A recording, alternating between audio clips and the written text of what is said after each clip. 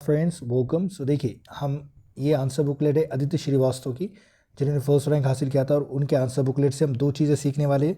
पहला तो हम इंग्लिश सीखेंगे और दूसरा इसे एनालाइज भी करेंगे कि जैसे भी हमें समझता है किस तरीके से चीज़ें समझ में आती है हमें। और दूसरी बात, इसमें हम इंग्लिश में कॉन्सेप्ट देखने वाले हैं, वोकैबुलरी देखने वाले हैं, और कुछ जार्गन वर्ड्स होते हैं जो मतलब हम डेली लाइफ में इस्तेमाल नहीं करते लेकिन ऐसा लिखते वक्त इस्तेमाल करते हैं।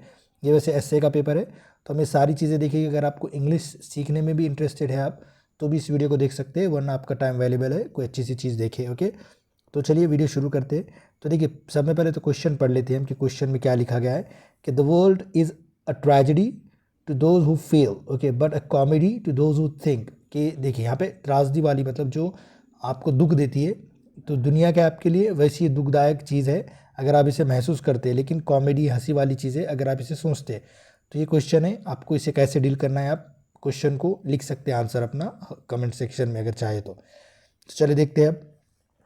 सो जो एरिक फॉर्म है, ये जर्मन अमेरिकन सोशोलॉजिस्ट वगैरह थे, और क्या कहेंगे हम, मतलब साइकोलॉजिस्ट वगैरह भी थे। आप देख सकते हैं, ये हमारा पार्ट नहीं है वैसा पढ़ने का, आप गूगल पे सर्च कीजिए। अब हम देखते हैं, पहले मैं आपको मैंने समझा देता हूँ इसके, ताकि हम बाद में कॉन्सेप्ट उठा के हम अच्छे से डिटेल में समझें।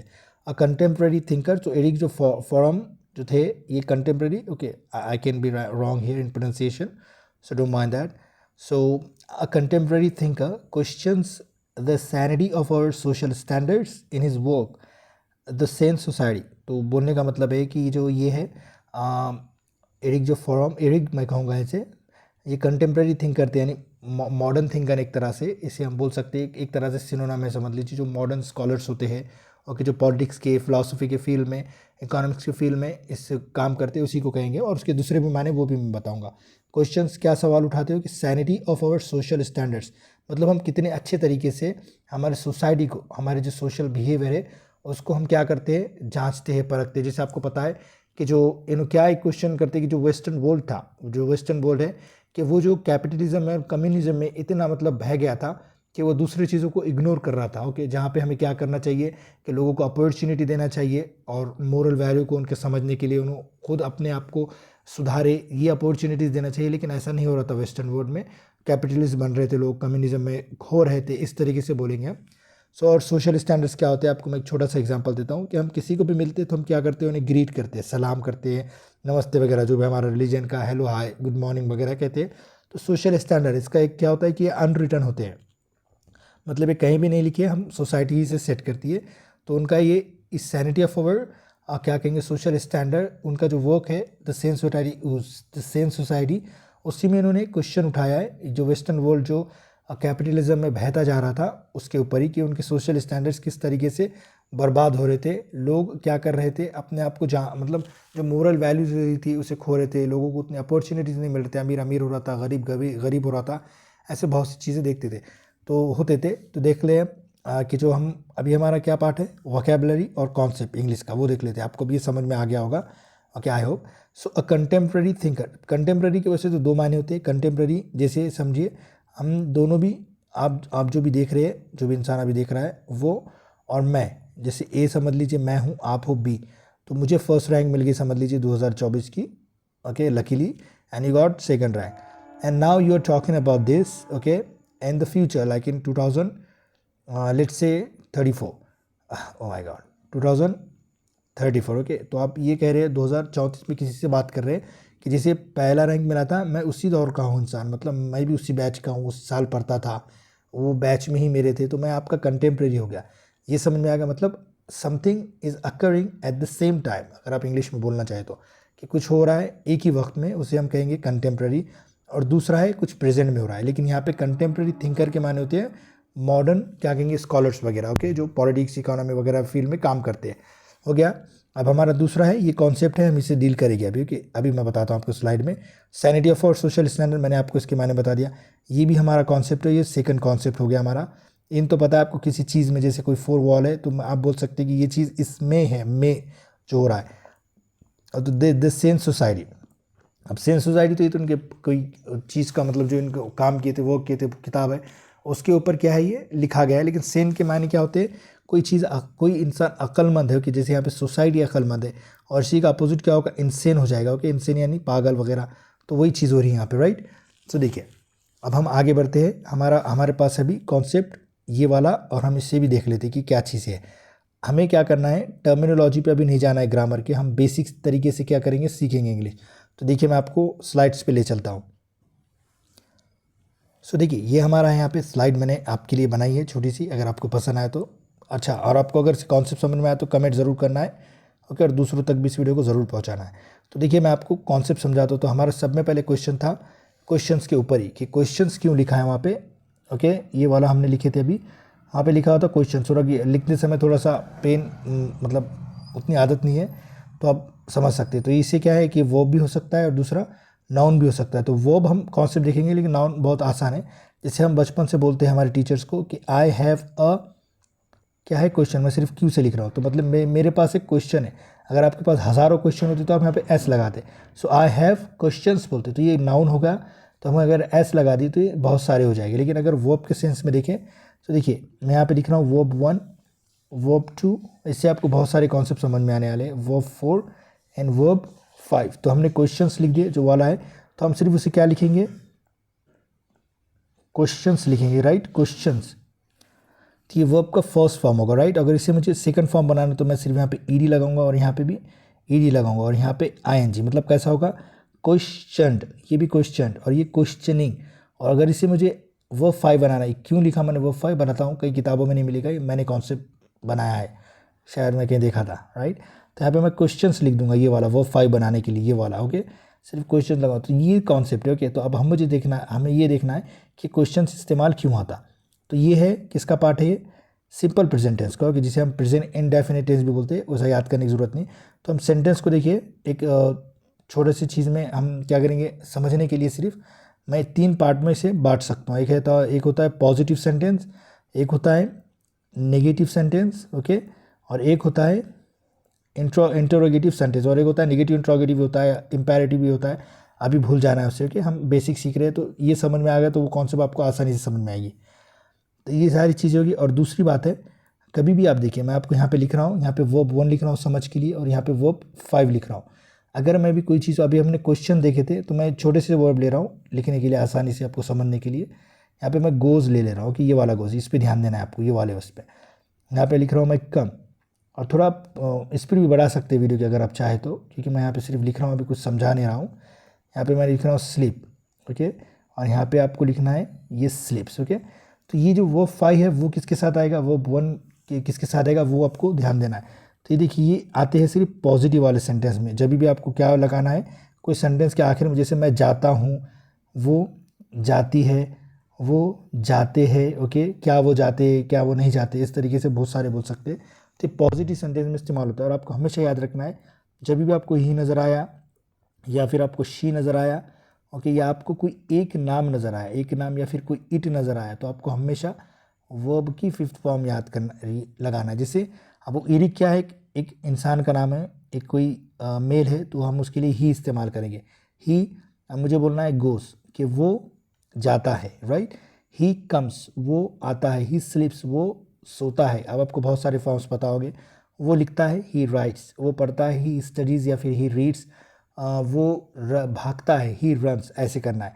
ये छोटा सा कॉन्सेप्ट है, राइट। अब उसी के साथ यहाँ पे देखिए हमारे पास अभी क्या बन गया, आई बच गया, यू बच गया, और एक बच गया वी बच गया, और एक बच गया दे, ओके, और बहुत सारे नाम, यानी नाउन यानी एन यानी नाउन, वन यानी वन या प्लस यानी मोर देन वन, एक से ज़्यादा नाम रहे तो आपको हमेशा वी 1 का इस्तेमाल करना है, राइट, वर्ब 1 का। ये आपको बाद में समझ में आएगा कि मैं क्या बोल रहा हूँ ये। तो जैसे मुझे बोलना है कि मैं जाता हूँ, तो मैं आई गो बोलूँगा। अगर हम जाते हैं बोलो तो मैं क्या बोलूँगा, वी गो। अगर वो जाते हैं बहुत सारे, एक से ज़्यादा, तो मैं क्या बोलूँगा, दे गो।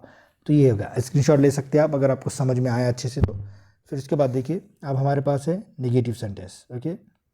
अब मैं फिर से यहाँ पे लिख रहा हूँ वही वाली, अगर आपको नहीं पता तो देख सकते हैं। अब यहाँ पे वर्ब 5 का कोई काम नहीं, सिर्फ वर्ब की फर्स्ट फॉर्म ही इस्तेमाल होने वाली है। जैसे अब इसका क्या होगा, जैसे मुझे बोलना है कि वो नहीं लिखता है, तो मैं उसके लिए क्या इस्तेमाल करूँगा, वो नहीं लिखती है, उसके लिए क्या इस्तेमाल करूँगा। या फिर कोई इंसान है, जैसे प्रिया है या समीर है, यानी एक नाउन है, तो मैं उसके लिए क्या इस्तेमाल करूँगा, तो इसके साथ हमेशा क्या आएगा, डजंट आएगा, ओके, डजंट आएगा। और उसके बाद क्या आएगा, हमेशा वर्ब 1 आएगा। फिर अब क्या बच गया हमारे पास, आई बच गया, यू बच गया, वी बच गया, और क्या बच गया, दे बच गया। तो इसके साथ हमेशा हम क्या लगाएंगे, डोंट लगाएंगे, डोंट। ओके, और उसके बाद ये वर्ब का फर्स्ट फॉर्म में आएगा। तो देखते हैं, जैसे मुझे बोलना है कि वो नहीं पढ़ती है, तो मैं कैसे लिखूँगा, शी क्या लगाऊंगा, फिर मैं डजंट और क्या लगाऊंगा, स्टडी, राइट। अभी ऑब्जेक्ट क्या होता है वो देखेंगे, ऑब्जेक्ट किसी पे काम हो रहा है, जैसे she doesn't read a book, so जो बुक है उस पर काम हो रहा है पढ़ने का, तो हमारा ऑब्जेक्ट होता है। सो अब मुझे बोलना है कि प्रिया नहीं पढ़ती है, तो मैं क्या लिखूँगा, प्रिया, और ये डजंट स्टडी, वो नहीं पढ़ती है, वो नहीं जाती है, और शी डजंट गो, प्रिया नहीं जाती है, प्रिया डजंट गो। इस तरीके से कोई नाम भी रह सकता है, उसके बाद हमेशा डजन लगाना है। आप सोचिए थोड़ी देर के लिए कि आप यू का इस्तेमाल करें, तो अब मैं यहाँ पे यू लिख रहा हूँ थोड़ी देर के लिए, तो मैं हमेशा यहाँ पे डोंट का इस्तेमाल करूँगा। You don't study, you don't go, आप नहीं जाते हो, या तू नहीं जाता है, तुम नहीं जाते हो। ओके, मुझे बोला हम नहीं जाते, वी डोंट गो, वो नहीं जाती एक से ज़्यादा है, तो दे डोंट गो, इस तरीके से। तो मैं आपको समरी भी बताऊँगा लास्ट में इसकी। ओके, अभी हमारे पास बच गया है negative sentence. Okay, sorry, question interrogative sentence, जिसमें क्वेश्चन पूछते हैं। तो इसमें हमेशा या तो डू का इस्तेमाल होगा या फिर डज का इस्तेमाल होगा। और डज हमेशा किसके साथ आएगा, ही, शी और कोई एक नाम के साथ आएगा, राइट। और डू किसके साथ आएगा, हमेशा आई, यू, वी, दे और कोई भी एक से ज़्यादा नाम। क्या है एग्जाम्पल भी देखेंगे आप। तो हम पहले देखते हैं ये डू वाले का एग्जाम्पल देखते हैं। जैसे मुझे पूछना है क्या आप पढ़ाई करते हो, तो देखना है डू ले लिया हमने, उसके बाद हमेशा क्या आएगा, यू आएगा। यानी कभी भी आपको ऐसा लगाना है कि यू अगर आया तो उसके साथ हमेशा डू आएगा, ये भी सोच सकते हैं आप। डू यू स्टडी, क्या आप पढ़ाई करते हो या पढ़ते हो। और ये कब इस्तेमाल होता है, जो डेली रूटीन होती है, जिसमें आपकी हैबिट होती है, या फिर आप जो डेली वर्क करते हो, जो भी काम करते हो, जिसमें तातीती आ रहा है, वैसे भी याद रख सकते हो आप। अब मुझे बोलना है क्या हम स्टडी करते हैं, डू वी स्टडी, क्या हम जाते हैं, डू वी गो, क्या हम आते हैं, डू वी कम, क्या हम सोते हैं, डू वी स्लीप, क्या हम रोते हैं, डू वी क्राई। इस तरीके से आप बोल सकते हो, राइट। अब मुझे यहाँ पे क्या लगाना है, अब यहाँ पे देखिए वो 5 कहीं भी इस्तेमाल नहीं होगा, सिर्फ वो कहाँ इस्तेमाल होगा, पॉजिटिव सेंटेंस में ही इस्तेमाल होगा, इतना याद रखना है। अब मैं डस का इस्तेमाल करता हूँ, तो डस के बाद हमेशा क्या आएगा, या तो क्या आएगा, ही आएगा, या फिर शी आएगा, या फिर कोई एक नाम आएगा, जैसे प्रिया, समीर वगैरह। सो मुझे बोलना है क्या वो जाती है, डज शी, क्या लगूंगा मैं, गो, और ये वाला नहीं बोलना है, डज शी गो। क्या वो रोती है, डज शी क्राई। तो ऐसे वर्ब वन आपको बहुत सारे, मैं आपको शायद कमेंट सेक्शन में या मेरी वेबसाइट पे डाल दूंगा, तो आप वर्ब की लिस्ट देख सकते हो, जो सिंपल वाले जिससे आपको समझने में मदद हो। सिर्फ कमेंट करना है आपको। ये कम वाले, स्टडी वाले, जैसे डेवलप वाले, क्या गवर्नमेंट डेवलप करती है कोई पुल वगैरह, कोई ब्रिज वगैरह, वो ले सकते हैं आप। इन्फॉर्म ले सकते हो, डू यू इन्फॉर्म हर वगैरह, क्या आप उससे इन्फॉर्म करते हो, बताते हो, ये वाली चीज़ें। तो अब हमने देखे हैं, हमने अभी देखे थे कि हीज़।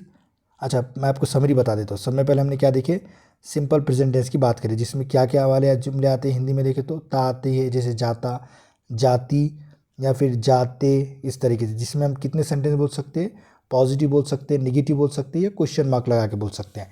और उसके लिए हमने क्या इस्तेमाल किया था, पॉजिटिव वाले जुमलों में। पॉजिटिव वाले जुमले में हमें कैसा इस्तेमाल करना है, स्ट्रक्चर, सब्जेक्ट लगाना है, उसके बाद या तो वर्ब 1 आएगा या फिर वर्ब 5 आएगा, राइट। वर्ब 1 कब आएगा, जब भी हम क्या लेंगे, आई लेंगे, यू लोगे, वी लेंगे, या फिर एक से ज़्यादा नाम लेंगे, राइट। तो इसके साथ क्या आएगा, हमेशा वर्ब 1 आएगा। और वर्ब 5 आपको पता है बाकी जितने रहेंगे, ही, शी, या फिर कोई एक नाम।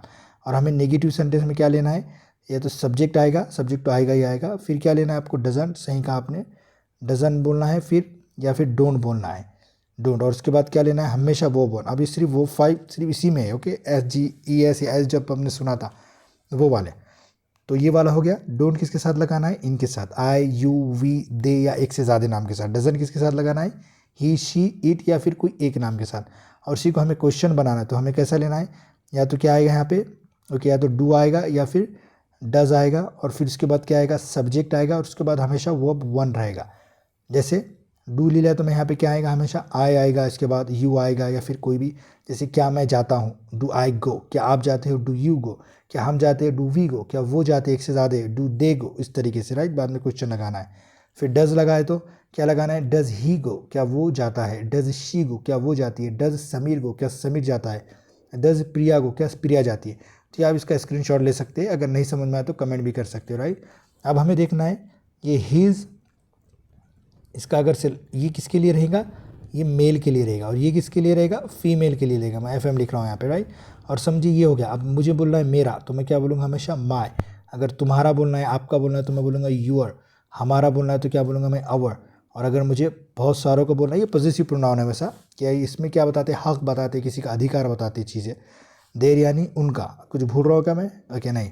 सो इसमें जैसे his car, his bike, his work, his book, his UPSC result, his marks वगैरह बोल सकते हैं आप, या फिर हर भी लगा सकते हैं। ये किसके लिए इस्तेमाल होगा, मेल के लिए, एक आदमी के लिए। मैं यहाँ लिख रहा हूँ एक आदमी के लिए, ओके। एक आदमी, लड़का, बच्चा, जो भी मेल जात होते हैं।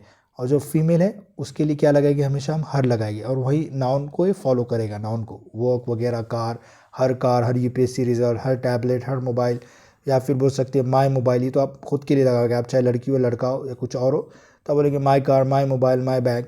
यूर कार, आपकी किताब, आपकी बुक, आपकी कुछ भी कार वगैरह, टैबलेट, मोबाइल। योर कार, हमारी। आवर कार, ओके, इस तरीके से बोल सकते हैं आप। ये आवर कार्स भी बोल सकते हैं आप, या आवर कार भी बोल सकते हैं आप। समझो 3-4 दोस्त हैं और एक सामने कार ठहरी हुई है, तो हम वहाँ पे कार बोलोगे, राइट। तो ये फॉलो कर सकता है दोनों को भी, प्लूरल को भी और सिंगुलर को भी। सो देयर कार, उनकी कार, इस तरीके से आप बोल सकते हो।